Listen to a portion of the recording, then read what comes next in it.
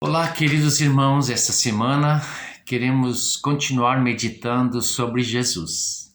E desta vez a revelação que Pedro trouxe na cura do coxo de nascença, de falar sobre Jesus, o santo e o justo.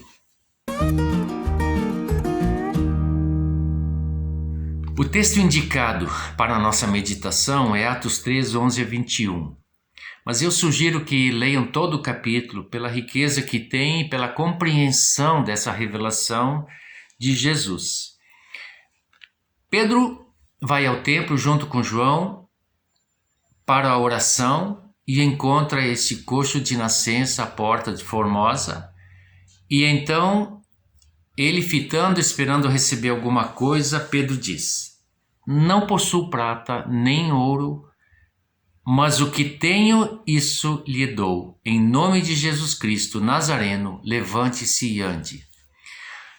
É interessante que semana passada, na pregação de Pedro, ele diz: "Israelitas, escutem o que vou dizer. Jesus, o Nazareno, homem aprovado por Deus diante de vocês com milagres, prodígios e sinais, os quais o próprio Deus realizou entre vocês por meio dele, como vocês mesmos sabem." Nas duas vezes, ele coloca o adjetivo de Jesus como o Nazareno. O que significa isso? Nazareno era sinônimo de rejeitado. E assim como semana passada vimos que ele foi um varão aprovado, em contraste à rejeição que teve dos homens, Deus o aprovou. Agora, da mesma forma, ele usa Jesus Cristo Nazareno. Ora, o contexto, os israelitas compreendiam muito bem, porque havia uma profecia de que Jesus seria desprezado, Jesus seria desfigurado e não lhe dariam atenção.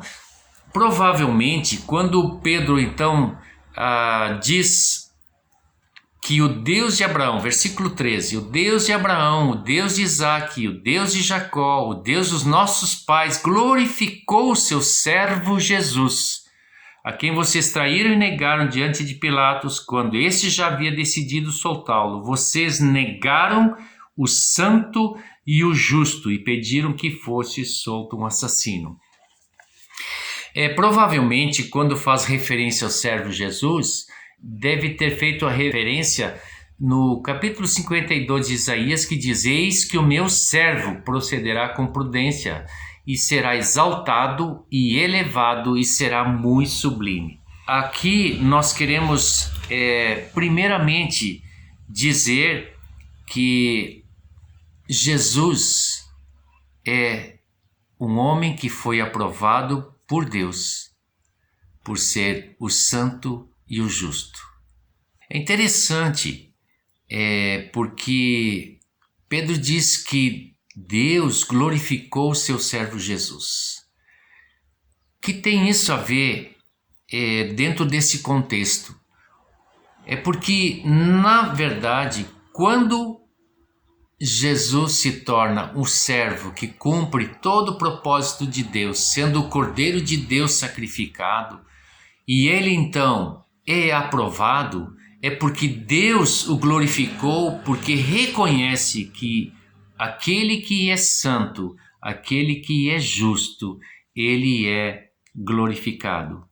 Quando olhamos o conceito de justiça e santidade, talvez, lendo esse texto, possamos pensar assim, que Pedro estava reivindicando a morte de Jesus como sendo injusta. Porque ele sendo o santo e justo, por que vocês o mataram? Não é isso que Pedro está dizendo. Pedro está dizendo que pelo fato de Jesus ser santo e justo, é que ele foi aceito como sacrifício pelos nossos pecados. Então, é por isso, quando Deus Pai reconheceu que aquele sacrifício santo e justo foi feito pela humanidade, então ele o glorificou. E nós somos salvos porque um homem santo e justo morreu em nosso lugar. E nós que estávamos despidos dessa justiça, dessa santidade, agora podemos ser santificados e podemos ser justificados. Agora eu gostaria de falar um pouco sobre a santidade, o santo e a justiça, o justo. Nós não somos santinhos porque não fizemos nada de errado. Mas o Senhor, Ele nos deu o Espírito Santo. E este Espírito que já diz que é santo, opera em nós a santidade de Deus. Santidade significa separação. Nós fomos separados para Deus. Então, nós somos chamados para vivermos para Deus. Fomos criados para isso.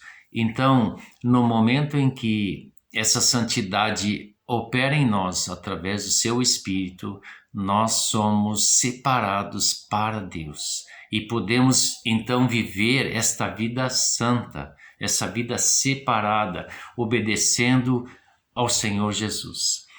E a questão da justiça. Justiça, talvez a melhor tradução fosse retidão, para compreendermos. Uma vida reta. Então entendemos o que é retidão. Eu já ouvi entrevistas com pessoas que, por alguma razão, perderam a vida de um ente querido por causa de homens maus que então mataram esse ente querido, e o entrevistador pergunta: o que você espera agora? E as pessoas dizem: nós esperamos justiça. Na verdade, essa justiça me parece mais como uma vingança e não uma vida reta.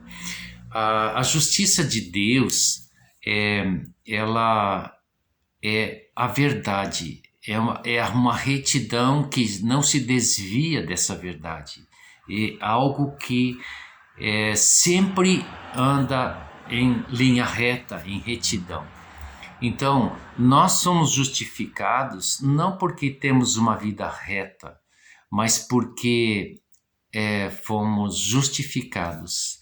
E o nosso pecado, a nossa transgressão, os nossos desvios, eles foram cobertos por aquele que é justo e se tornou a nossa justiça, e aquele que é santo, que nos trouxe a santidade de Deus. Essa é a revelação que nós precisamos compreender. Primeiro, olhando para Jesus e vendo que Ele é o justo e é o santo, portanto, Ele era o único digno de abrir o livro, o cordeiro que foi sacrificado porque nós andávamos desgarrados e nós tínhamos abandonado o Senhor. E agora o Senhor nos traz de volta, nos reconcilia com Ele, para que pudéssemos viver olhando para Jesus, viver uma vida santa e justa. Medite sobre isso, e que ao termos essa visão de Jesus, essa revelação de quem Jesus é, também isso possa operar, deixar que Deus opere em nós essa mesma justiça, essa mesma santidade, para que nós agrademos ao Senhor, olhando para Ele, para que sejamos transformados à imagem dEle. Amém.